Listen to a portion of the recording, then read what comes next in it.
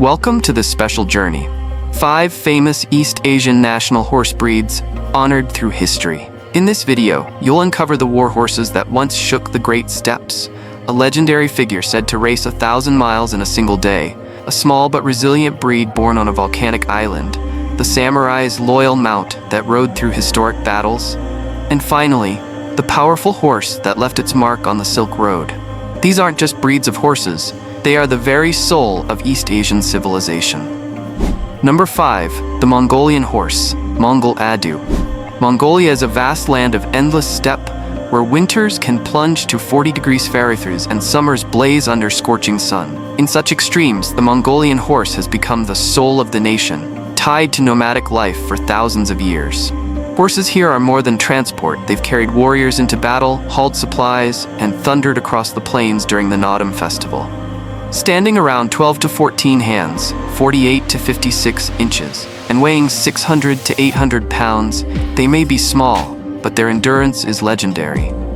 These horses can cover dozens of miles a day, roam free year-round, and dig through snow to feed themselves. Their resilience mirrors the spirit of the Mongolian people, tough, communal, and unyielding.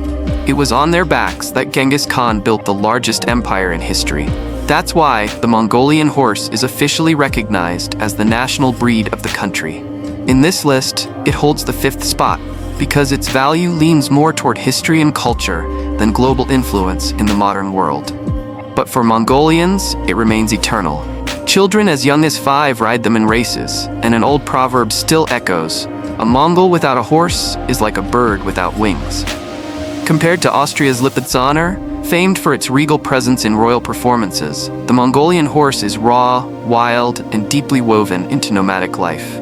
And unlike America's Morgan horse, celebrated for versatility and practical strength, the Mongolian stands out for its sheer stamina and survival in brutal landscapes. The Mongolian horse is not just a breed, it is history on 4 hooves, the unbroken spirit of the steppe. But not every national horse exists in the flesh. Some live only in legend. Number 4. The Chollima horse, North Korea. On the Korean peninsula, the image of Chollima, a mythical horse said to run 1,000 miles in a single day, has become a powerful symbol. In ancient culture, it represented the desire to reach beyond limits, a creature so extraordinary that no rider could tame it.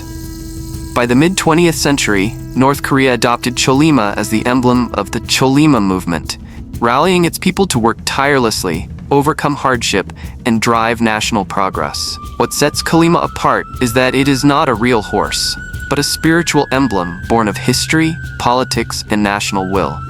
It embodies the drive to move swiftly, break through obstacles, and affirm the resilience of the human spirit. For that reason, it holds a high place as a cultural symbol. But since it lacks the biological and historical grounding of the Mongolian horse, it takes the number 4 spot. For older audiences, the intrigue lies in how a horse can be used as a kind of language to express national ideals. Rather than being tied to festivals or battlefield triumphs, Chollima is directly linked to ideology, transforming into an image of inspiration. Much like Pegasus in Greek mythology, it represents freedom and spiritual strength, never existing in flesh and blood, yet living on forever in the imagination. Chollima doesn't conjure the sound of hooves pounding the earth, but instead the force that urges people to move forward. And further south on the peninsula, there exists another horse, this time very real, small in stature, yet enduring for centuries as a treasured living heritage. Number 3. The Jeju horse, South Korea. South Korea is a mountainous peninsula, and at its southern tip lies Jeju Island, shaped by ocean winds and volcanic soil. From this rugged land came the Jeju horse, small but resilient, a living reflection of the toughness of the people who endured such harsh conditions. Standing 12 to 13 hands, 48-52 inches, and weighing 600 to 800 pounds, the Jeju horse is compact and agile, perfectly suited for volcanic terrain. Since the 13th century, it was offered as tribute to the royal courts and used in the military, carrying the legacy of the Goryeo and Joseon dynasties. In 1986, it was declared a national natural monument, and today it is recognized as Korea's national horse. There was a time when the breed nearly vanished from the island, its numbers dwindling dangerously low. Yet, through determined preservation efforts, it rebounded, now cherished as a living treasure of Jeju. In Europe, the Andalusian horse of Spain is tied to knights and noble elegance, while in North America, the Canadian horse represents raw strength and the ability to survive brutal winters. The Jeju horse, by contrast, is defined by humility, simplicity, and endurance, shaped by the isolation of a volcanic island and embodying the spirit of a small yet resilient nation. The Jeju horse is more than just a breed, it is cultural identity itself, once on the edge of extinction, now reborn.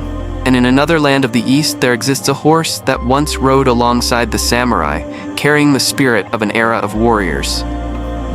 Number 2, the Kiso horse, Japan. Japan is a mountainous island nation with a damp, cold climate and a long history of warfare. Out of this rugged backdrop emerged the Kiso horse, native to the mountains of Nagano's Kiso Valley, and for centuries the faithful companion of the samurai. From the battlefield to everyday life, the Kiso horse became part of Japan's cultural fabric and the spirit of Bushido. Standing 13 to 14 hands, 52 to 56 inches, and weighing 800 to 1,000 pounds, the Kiso is compact, strong, gentle, and easy to train. It isn't built for speed, but it excels in endurance and agility across harsh mountain terrain. In the past, it was known as the samurai's warhorse, embodying loyalty and discipline. With Japan's modernization, however, their numbers plummeted. Today, only a few hundred remain, carefully protected as a living national treasure. In Europe, the Frisian horse of the Netherlands once rode into battle and appeared in royal ceremonies, majestic and imposing, while the Kiso stands humbler and steadier, reflecting the stoic spirit of the samurai.